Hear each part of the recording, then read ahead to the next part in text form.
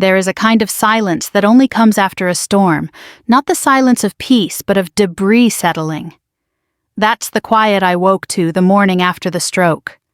A stillness that hummed with things unsaid, and a heaviness behind my eyes that reminded me life would never again be mine in quite the same way. I was 67 and had spent my days before that morning in my own home, a modest bungalow in rural Illinois with lavender in the front yard, and a porch swing that creaked like it was whispering secrets from another era. After the stroke, my daughter insisted I move in with her and her family in suburban Indiana. It was logical, practical even. She had the resources. I needed care. What I didn't realize, what no one warned me about, was how easily a person's life can be folded into someone else's drawer and forgotten there. Their house was beige and cavernous, all sharp corners and Alexa devices sterile like a hotel lobby that forgot to hire a pianist. The first few weeks passed in a blur of pills, doctor visits, and the soft clicking of keyboards as everyone around me continued their lives connected, productive, distant. I sat by the window most days, trying to count the leaves falling, or the cars that slowed too much at the intersection. "You rest, Mama," my daughter Rachel would say. "Don't worry about anything." And at first I didn't. It wasn't until I overheard her on the phone that I began to notice things. She won't need the car, obviously. I mean, she can't even drive anymore. That was my car, my Camry, the one I had saved for Chosen carefully, paid in full. The next week it was sold. "She doesn't need her old bank account either. I've got her signed onto ours. Everything's in one place now, easier for the bills." Bills I didn't get to see. Statements I no longer received. And it was always spoken in that chirpy, efficient tone Rachel used when discussing logistics, whether it was my medication or where to store the lawn chairs. That's how it started, kindness disguised as control, love laced with quiet usurpation. My voice dimmed not with cruelty but with condescension. My grandson Ethan, 16 and screenbound, would offer the occasional grunt when I tried to ask him about school. My son-in-law Richard referred to me in the third person even when I was in the room. "She needs a better chair for her back," he'd say, never looking at me. "That recliner she likes is too soft." That recliner was mine, from my house. They'd brought it here. Now it was theirs to critique. I tried once gently to ask Rachel about my monthly pension check. "Oh, don't stress, Mama," she replied with a smile too tight around the edges. "It's all handled. You're taken care of." But that wasn't the question I had asked. I lay awake many nights in the guest room, my room they called it, staring at the floral wallpaper, and I began to catalog everything I had given up: my home, my bank accounts, my car, my quiet. And something else harder to name, something soft and central. It came to a head one Saturday morning when I tried to order a pair of shoes online. My hands were trembling, yes, but I had always been able to manage. "Oh, Mama," Rachel said, walking by and seeing me squinting at the screen. "Why didn't you just tell me I'll take care of it? Give me your card." "I'd prefer to do it myself," I said quietly.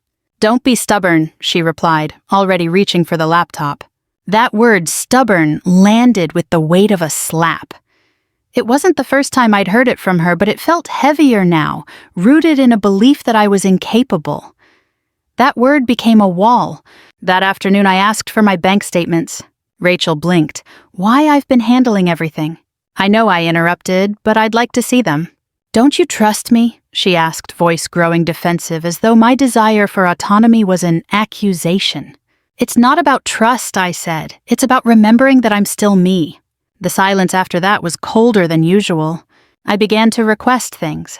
Small things at first, to cook one night a week, to do my own laundry.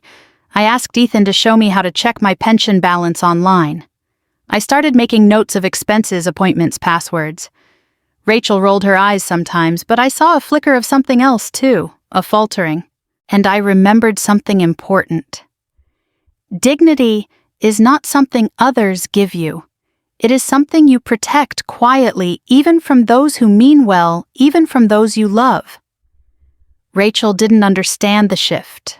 Not at first. She thought it was a phase, some stubborn assertion of pride before I settled back into gratitude. But this wasn't pride. It was a reclamation.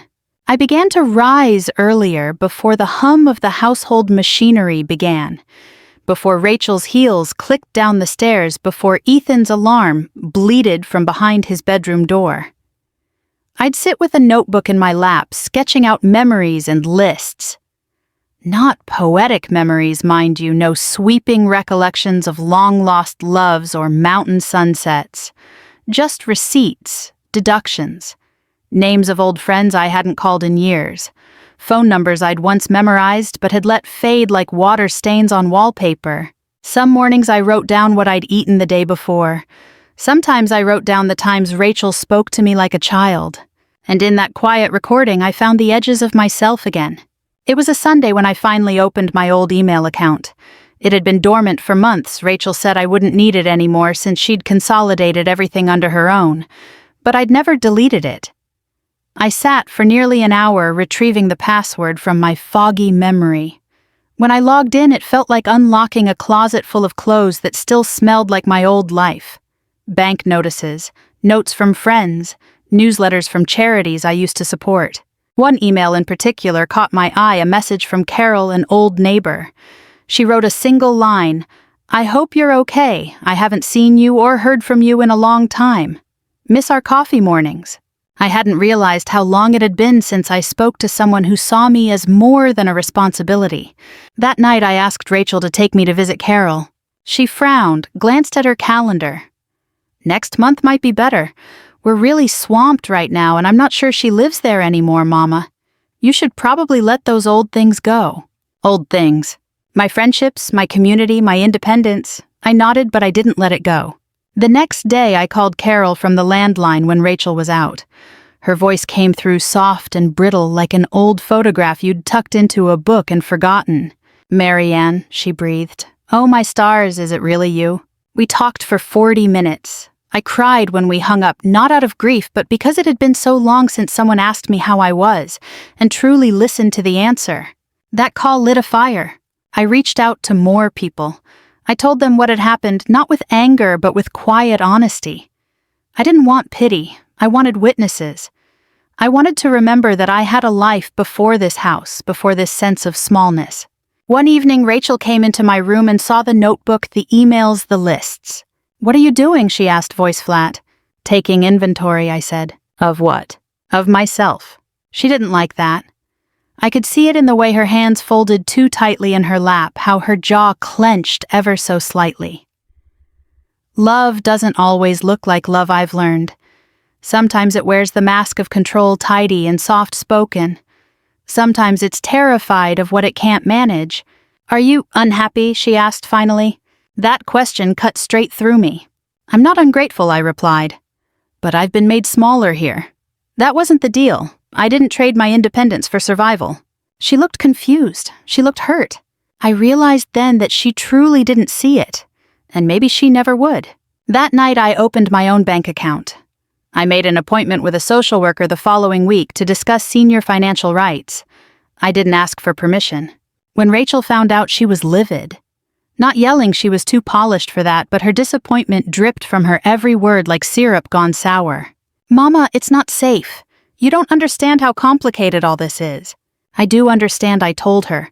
"I understand that I disappeared somewhere along the way, and I'm finding my way back." She didn't reply. The next morning I packed a small suitcase. Just enough for a week. I left her a note not out of spite, but because leaving without saying anything would have made me someone I'm not. The note read, "I'm going to stay with Carol for a few days. I need space. Please don't call unless you're calling to listen." Then I walked to the end of the block and waited for the cab I'd arranged through a neighbor's help. The wind was sharp but clean. The sky was the kind of pale gray that promised a gentler day. As I stepped into the car, I didn't look back. Carol's house smelled like warm cinnamon and old newspapers. The kind of place where time didn't rush, where rooms weren't designed for utility but for comfort doilies on side tables. Photographs in every corner and furniture that sighed when you sat down. She welcomed me like no time had passed, wrapping me in an embrace that didn't feel staged for social media or driven by duty. Her hands were thinner than I remembered, and she moved a little slower now, but her presence was solid grounding. I stayed in her guest room, a space that hadn't been used in years but felt lived in. She'd made up the bed with the same quilt I'd admired a decade ago, sunflowers stitched across a patchwork of soft blue and gold. I ran my hands over the fabric the first night like it might speak to me. We didn't talk much those first few days. She let me settle, let me find the rhythm of her home. I helped where I could, washing dishes, folding laundry, walking to the mailbox and back. It wasn't much, but it was mine. I did it because I wanted to, not because it had been delegated or disguised as kindness. One afternoon, we sat on her porch watching the wind move through the trees like it was brushing out their hair. "You were always the strong one," Carol said, sipping her sweet tea. I smiled bitterly. Then how did I forget that? She looked over at me, her eyes sharp despite the crow's feet. "You didn't forget. You just started measuring your worth in their language instead of your own." That sentence pierced something. Not in a painful way, but like the removal of a thorn. I had let myself be defined by what I could no longer do, what I no longer had. My body's betrayal had allowed others to rewrite me. But beneath the tremors and the forgetfulness, I was still here. I was still me. At Carol's, I started writing again. Not just lists and receipts, but stories, observations, reflections. The things I used to jot down in the margins of crossword books or on napkins in diners. I wrote about how grief can masquerade as politeness, how love, if left unchecked, can become a cage, how the deepest cruelty sometimes comes wrapped in soft tones and practical decisions. I sent one of those essays to the local newspaper under a pseudonym. It was published a week later, The Disappearing Act on Being a Burden in a Family That Says They Love You. I didn't expect much, but the emails began pouring in. Women, mostly older, writing to say, "Me too. I thought I was crazy. I thought I was ungrateful. Thank you." One woman, Denise from Ohio, wrote, "My daughter moved me in, took over my finances, and I haven't been allowed to write a check in 3 years. I used to teach accounting." Another said, "Your piece made me cry in the supermarket. I thought I was the only one who missed being spoken to like an adult." Their stories echoed mine, each one like a note in a chorus I hadn't known existed. I wasn't alone. None of us were. We had just been made invisible in plain sight. Carol and I hosted a small gathering the following weekend. A circle of women, some with walkers, others with silver curls pinned tightly, a few with husbands still living, but checked out in the slow fog of dementia. We drank coffee and told the truth. "I thought caregiving meant control," one woman admitted. "But now I wonder if I handed over my life too fast." Another said I started getting an allowance again, like I was 12. We all laughed bitterly and joyfully because the absurdity deserved both. After that, the idea began to form a network. Not a formal nonprofit, not yet. Just a loose quilt of women checking in on each other, sharing resources, learning how to say no again, even if their voices trembled. We called it the quiet reclaiming. Rachel called me on the 10th day. I let it go to voicemail. She called again. This time I answered. Her voice was quieter than I expected. Not angry, not defensive, just uncertain. "Mama," she said, "I didn't know you felt this way." "I tried to tell you," I said, "but you weren't listening." There was silence. Then I thought I was helping. "I know," I said, "but help isn't help if it erases the person." Another silence. "Are you coming back?" she asked finally.